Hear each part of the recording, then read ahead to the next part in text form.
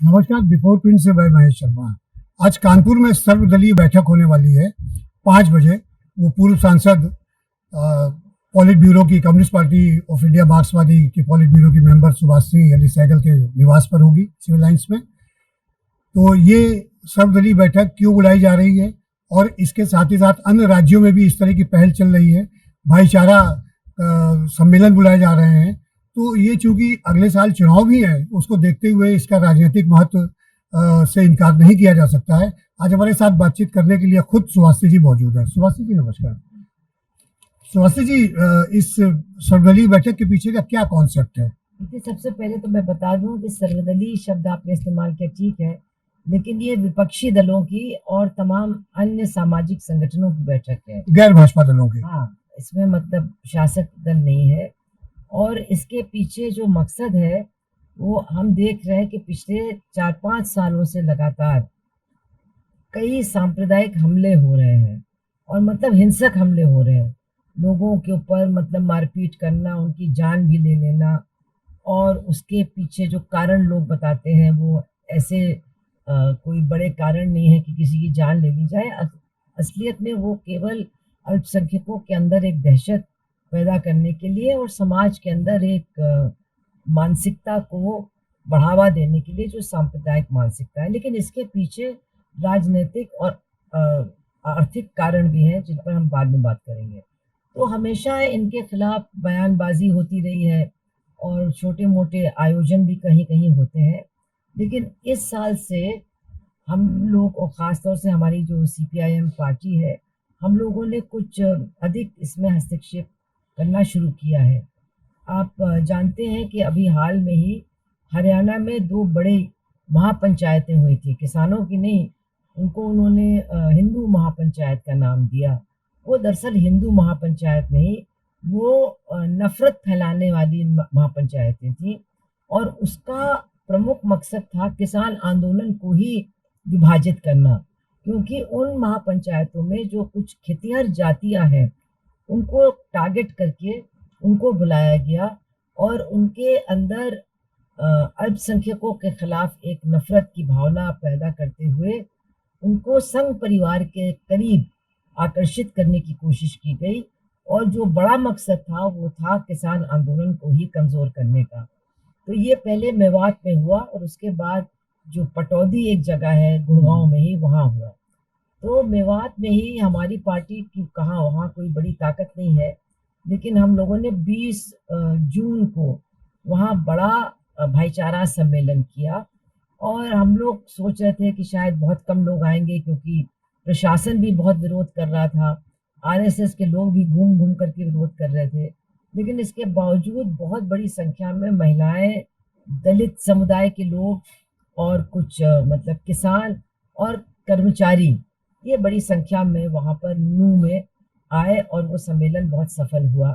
इसके बाद फिर वहीं आस-पास एक किसानों की भी महापंचायत लगाई गई सांप्रदायिकता के खिलाफ, जिसमें चडूनी जी और अशोक ढबले किसान सभा के, उन्होंने भाग लिया। तो ये एक अच्छा क्रम है जो चलने लगा।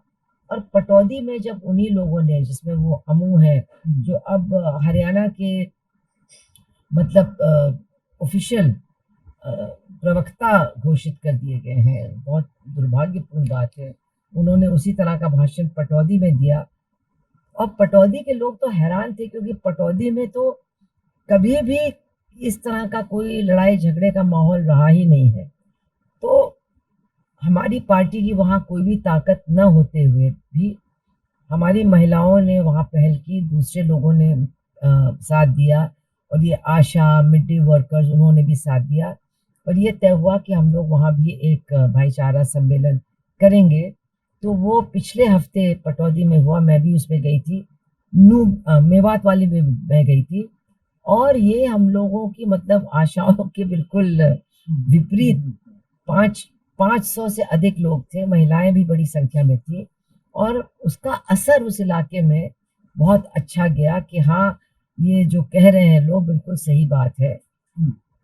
और अब हमारा आगे की ये योजना है कि परसों, अभी आप जानते हैं कि इंदौर में और इंदौर से लगा हुआ है देवस, वहाँ भी इसी तरह की अप्रिय घटनाएं, उसमें करीब करीब लिंचिंग कर दी गई, अभी घटी हैं। तो वहाँ भी हम लोग इंदौर में हमारी पार्टी ने वहाँ पर पहल की, तमाम लोगों को जोड़ा, बुद्धिजीवियों को भी, लेखकों को भी, और एक परसों सम्मेलन रखने का फैसला लिया।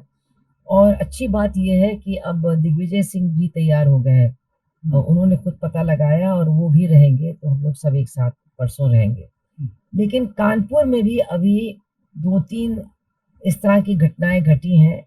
कानपुर में अच्छी बात ये है कि लोगों ने खुद हस्तक्षेप किया, जो बहुसंख्यक समुदाय के लोग हैं, और बीच बचाव किया, और मतलब बयान भी अच्छे दिए, और उस तरह से पुलिस प्रशासन ने अल्पसंख्यकों के ऊपर कोई मतलब जैसे कि कहते हैं आपत्तिजनक कार्रवाई नहीं की।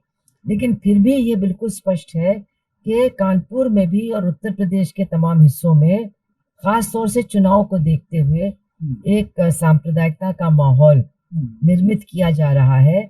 और मैं ये कहना चाहूँगी कि इसके पीछे जो राजनैतिक सूझबूझ है शासक दल की, वो समझना ज़रूरी है। अक्सर लोग समझते हैं कि सांप्रदायिकता का मतलब है कि मुसलमानों के खिलाफ कोई कार्रवाई हो रही है, हिंदू-मुसलमान का झगड़ा किया जा रहा है।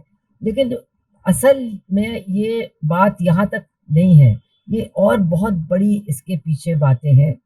असल में समाज के अंदर ध्रुवीकरण करके नीतियों को लागू किया जा रहा है, और जो नीतियाँ लागू की जा रही हैं, उनका असर केवल अल्पसंख्यकों के खिलाफ नहीं जा रहा है, बल्कि पूरे समाज के, यानी हर हिस्से के खिलाफ वो प्रभाव पड़ रहा है उन नीतियों का। जैसे कि अगर हम कुछ कानून को देखें जो उन्होंने बनाए हैं, एक कानून उन्होंने बनाया है कि ये मतलब गाय को लेकर के, तो बहुत से लोग समझते हैं कि जो गाय रक्षक हैं, तो अभी हाईकोर्ट ने भी व्यवस्था दी कि राष्ट्रीय पशु घोषित किया जाए। नहीं, वो तो सिर्फ एक जज, सिंगल जज ने कहा है, उन्होंने एक अपने सुझाव के रूप में कहा, कोई फैसला नहीं है। और जो अभी उन्होंने कानून बनाया है, वो कानून पर मैं आना चाहती हूँ। तो बहुत से लोगों ने समझा कि ये कानून हिंदू धर्म के पक्ष में है और मुस्लिम के खिलाफ है। लेकिन अगर हम कानपुर को ही देखें, तो इस कानून के बनने के बाद मैं तो समझती हूँ कि शायद हाँ, कुछ जो गोश्त का व्यापार करते थे, उनमें निश्चित रूप से मुस्लिम हैं, लेकिन उनमें दलित भी हैं बहुत बड़े पैमाने पर। और दलित में कई जातियाँ हैं इसमें जो गोश्त के व्यापार में इन्वॉल्व्ड हैं। इसी तरह से जो टैनरियों में बहुत इसका असर पड़ा है, तो मालिक मुस्लिम हो सकते हैं, लेकिन मज़दूर तो 90% दलित वर्ग के हैं। तो दरअसल इस कानून का बुरा प्रभाव तो गैर मुसलमानों पर और भी ज़्यादा पड़ा है। इसी तरह से जो ये आवारा पशु घूम रहे हैं ग्रामीण इलाके में, तो वो तो जिस तरह से खेतों को खा रहे हैं, फसलों को खा रहे हैं, तो सारा का सारा किसान वर्ग उससे परेशान है। और जो पशुओं का व्यापार होता था, खरीदना और बेचना होता था, उससे मेले लगते थे, हर हफ्ते, हर 15 दिन में मेले लगते थे। सरकार को भी पैसा मिलता था और किसान को भी कुछ कमाने का मौका मिल जाता था, वो तो बिल्कुल बंद है। अब कोई भी जानवर खरीदने को तैयार नहीं, बेचने को तैयार नहीं, डर के मारे। तो इसका भी बहुत विपरीत असर सभी पर पड़ा है। और अगर हम देखें तो मतलब फ़ायदा इसका किसका हुआ है? तो फ़ायदा तो हम कहेंगे सीधे-सीधे जो बहुत बड़े व्यापारी हैं गोश्त के, जो निर्यात करते हैं, और इनमें मतलब हिंदुओं के तमाम नाम सामने आते हैं, जिनके पास बड़े-बड़े मॉडर्न स्लॉटर हाउस हैं। तो उत्तर प्रदेश से गोश्त का निर्यात बढ़ा है पिछले 3 साल में। ये बात ऐसी है जो लोगों को चौंका देती है। और दिन-रात स्लॉटर हाउस काम करते हैं, वहाँ भैंसों की बहुत बड़ी संख्या में कटाई होती है, इससे दूध पर भी असर पड़ेगा, और निश्चित रूप से भैंस के साथ-साथ अन्य पशु भी वहाँ काटे जाते हैं, और इसमें तमाम लोग मिले हुए हैं।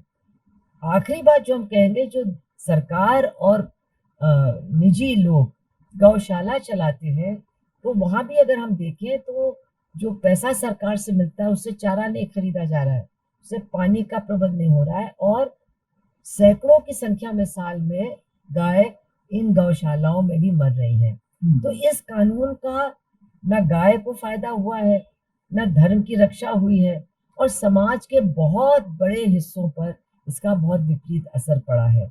और इनके सारे कानून इसी तरह के हैं। आज भी अगर आप देखिए तो सांप्रदायिकता का माहौल बना करके, सांप्रदायिकता के सवाल में लोगों को उलझा करके क्या कर रही है सरकार? 2 बार तो इसी महीने में खाना पकाने के गैस का दाम बढ़ा है, 50 रुपए बढ़ गए हैं दाम। अब 800 से ऊपर इसका दाम हो गया है और गरीब लोग तो गैस खरीद ही नहीं सकते हैं। पेट्रोल और डीज़ल तो कहाँ पहुँच गया है, अब उसके बारे में कुछ कहना भी मुश्किल है।